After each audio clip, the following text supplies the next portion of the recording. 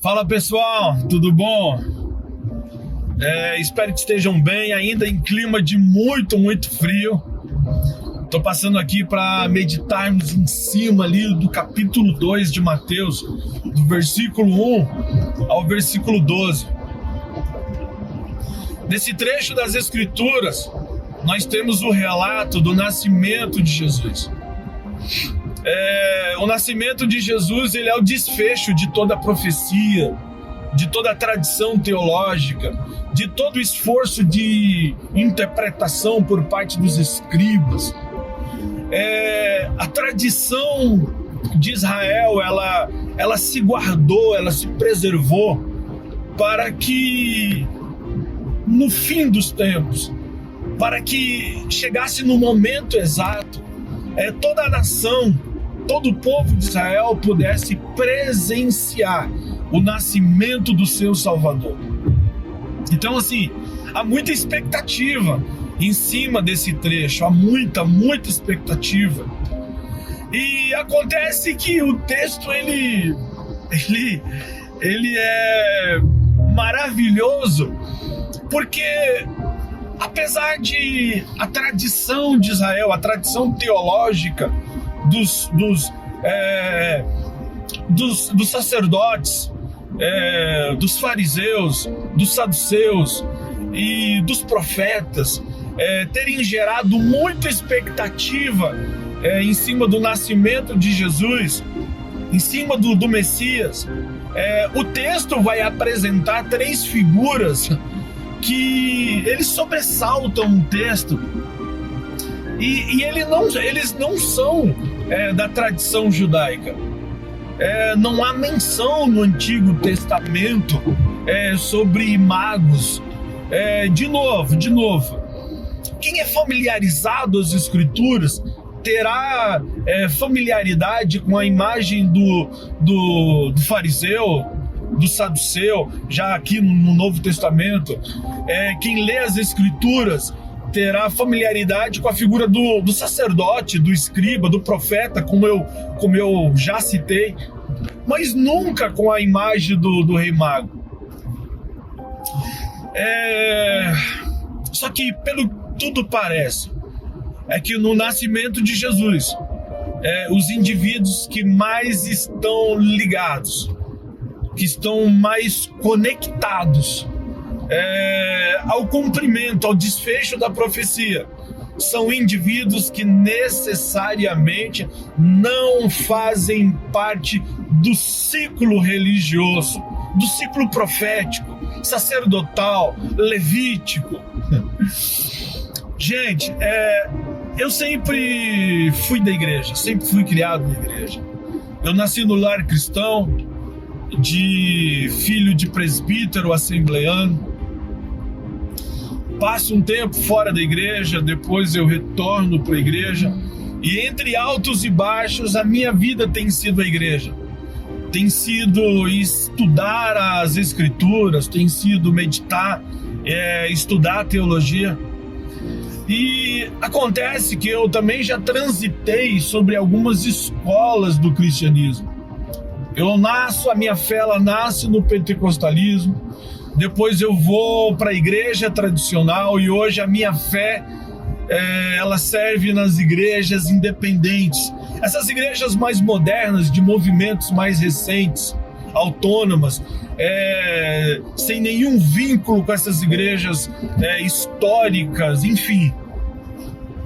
E em todos esses lugares por onde eu passei, há um modo ímpar, peculiar de interpretação do que é divino, de Deus, da sua revelação, do Evangelho. É claro que há muita coisa que deve ser conciliado e que de algum modo, como uma engrenagem perfeita, elas se alinham. Só que no geral existem alguns pontos que na verdade se tornaram contrapontos e que uma hora e outra surgem alguns embates devido ao modo como cada crente olha para a sua fé, para o seu grupo, em detrimento do outro. Eu acho muito interessante no Antigo Testamento Quando Davi, ele propõe construir um templo ao Senhor. E a resposta de Deus a Davi, ela é muito peculiar. Deus vira para Davi e fala assim para Davi, eu não habito em templo feito por mão de homens. Parece que tudo que dá a entender quando a gente ouve a resposta da parte de Deus é que assim, não há nada que possa conter o Senhor, não há nada que possa conter o agir de Deus, não há nada que possa conter os seus atos. Os pensamentos de Deus são sempre maiores do que os nossos pensamentos, os caminhos dele são sempre maiores do que os nossos caminhos. Deus, ele não pode ser medido, Deus, ele não pode ser quantificado, ele não pode ser descrito, mencionado, estudado inclusive. E é por isso que cada cristão, cada crente, ele traz uma experiência particular com Deus. O modo único de conexão com o Senhor, de experiência da salvação. E tudo indica que na resposta de Deus a Davi sobre que Deus, ele não habita em templo feito por mão de homem.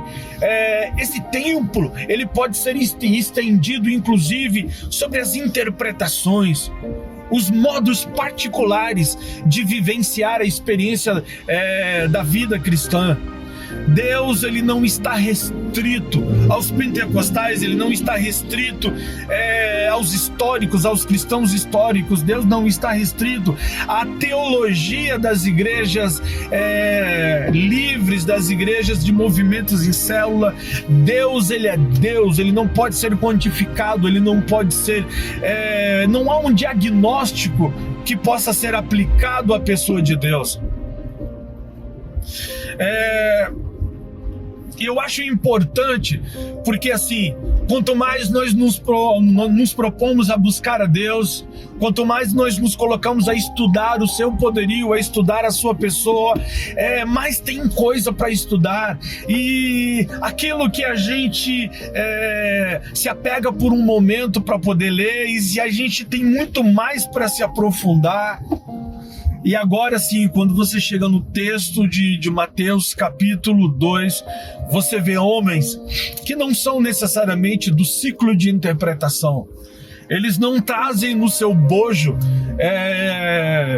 pessoal nenhuma tradição teológica particular de Israel. Eles simplesmente procuram pelo Messias. Eles são avisados. E algumas coisas muito importantes para ser compartilhado aqui. Uma das coisas assim que marca o comportamento dos magos é que eles fazem leitura dos sinais. Eles são direcionados pelas estrelas, pelo tempo. Eles fazem uma leitura do tempo e eles chegam à conclusão de que o Messias está para nascer. Deus, em todo tempo, ele terá uma mensagem, ele terá um modo de agir. Diante dos fatos históricos, diante das crises humanas, nós acabamos de sair agora de uma pandemia e não precisa de muito. Quem hoje está dentro das igrejas em células percebe que esse movimento de levar as igrejas para dentro das casas, tirar do templo, antecedeu antes da pandemia. Era como se o Espírito Santo ele estivesse anunciando à igreja de que tempos difíceis viriam.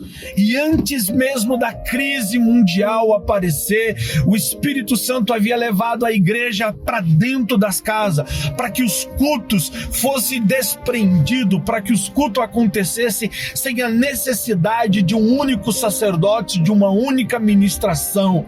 Então assim, aqueles que seguiram a leitura do Espírito Santo para esse tempo, compreenderam que Deus, através das igrejas em células, através dos pequenos grupos, dos cultos da casa, Deus estava querendo anunciar um outro tempo.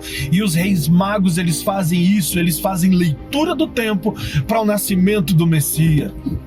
Uma coisa muito importante é que assim, eles aparecem diante do nascimento de Jesus em ato de adoração. Então eles adoram. Adoração a Deus, ele não está restrita a uma escola de pensamento, aos pentecostais históricos, igrejas livres, igrejas tradicionais. Adoração, ela está aberta a todos quantos se aproximam de Deus. Adoração, ele não é um ato onde eu ofereço. O que é que eu tenho para oferecer ao Senhor? De um Deus que me dá tudo, de um Deus que proporciona tudo, o ar que eu respiro, todas as coisas, o tempo de vida. O que é que eu tenho para oferecer ao Senhor? Todos quantos imaginam que a adoração é um ato de entrega do ser humano a Deus, com certeza terá a sua linha de pensamento, a sua igreja, o seu meio, a sua tribuzinho como o local de salvação. E o local de salvação nunca será um ambiente restrito. É esse ambiente que não pode ser mencionado, é esse ambiente que não pode ser quantificado, que é o próprio Senhor. Então a adoração, ele não é eu que entrego ao Senhor, é Ele que traz a mim, é Ele que me deixa ser participante. Os reis magos, eles não adoram, eles participam de um momento de adoração. Eles são incluídos no ato do nascimento de Jesus. Então assim, são corações abertos ao ato de adoração. E assim, o desfecho da fé dos magos é que a fé dos magos é uma fé física. Eu sou cristão, eu sei a importância, por exemplo, de atos sociais, de apoio aos pobres. Eu, por exemplo, eu treino na minha empresa, na minha barbearia, barbeiros iniciantes do zero, que nunca segurou numa tesoura, que não sabe de graça, sem custo nenhum, porque eu sei da importância também da qualificação profissional, de ajudar quem precisa de uma profissão, de um ganha-pão.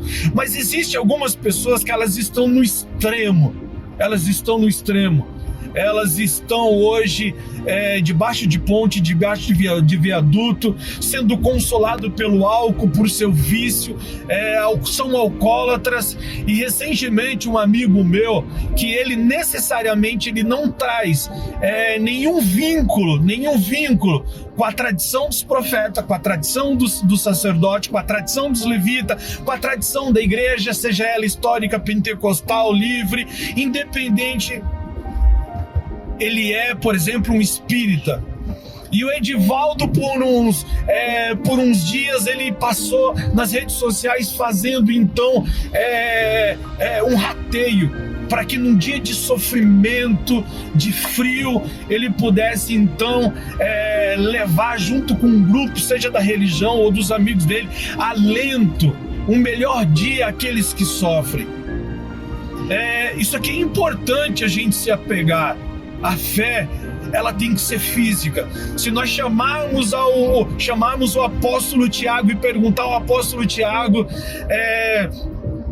qual é a verdadeira religião, o apóstolo Tiago vai responder: é aquela que recebe, que cuida do órfão e da viúva.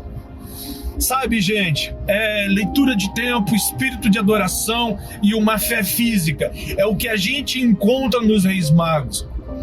E num tempo tão difícil de frio, onde as pessoas estão com tantas necessidades, tem gente que não faz parte do nosso ciclo, não faz parte. E assim, a gente tem um monte de justificativa teológica, de tradição religiosa, para justificar o seguinte: não, esse povo estão fazendo para desencargo de consciência, eles não são do nosso. Realmente, não são dos nossos. Como assim não foram os magos? E, poxa, eles estavam lá servindo meninos, servindo Cristo, servindo a Deus.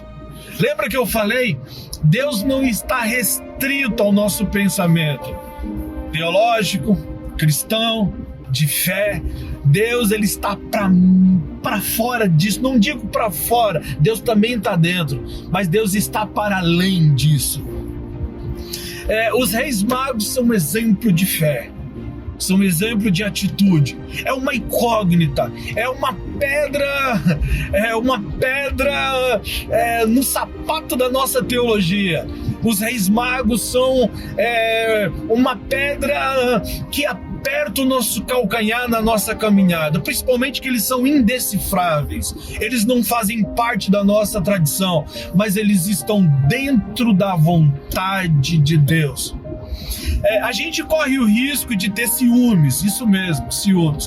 Toda vez que a gente vê o agir de Deus para fora da nossa cerca, toda vez que a gente vê o agir de Deus para fora do nosso cercado, da nossa tribuzinha. Era mais ou menos o mesmo sentimento que aconteceu com os fariseus e com os saduceus, quando eles viram Jesus fazendo o que eles faziam. Eles tiveram muitos ciúmes. Então, assim, que o Senhor nos guarde de todo reducionismo, que o Senhor nos livre de não entender as necessidades do tempo e com isso perder o fio da meada e não entender onde Deus está agindo.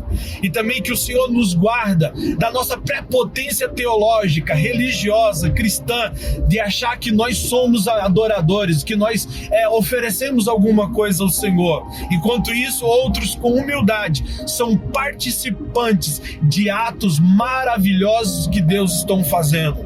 E também que o Senhor nos guarde de ter uma fé racional, uma fé bíblica, apesar de bíblica, muito bíblica, mas sem ação alguma, sem iniciativa alguma, uma fé que não é palpável, não é física, não leva cuidado ao menino que acabou de nascer e que terá grandes necessidades à frente.